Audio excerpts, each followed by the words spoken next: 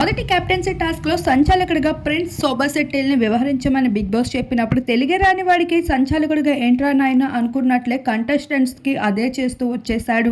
అయితే మొదటి స్థానంలో శివాజీ బెల్ కొట్టినప్పటికీ ప్రిన్స్ మాత్రం శివాజీ కొట్టలేదు, శుభశ్రీ కొట్టింది అంటూ పల్లవి ప్రశాంత్ శివాజీలకి 3వ స్థానం ఇవ్వడం జరిగింది.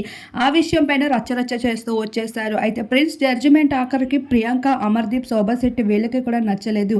ఈ విషయం పైన శోభాశెట్టి అయితే ఏడుస్తూ ఉంటుంది. శివాజీ, అమర్దీప్ వెళ్ళి ఓదార్చడం జరుగుతుంది.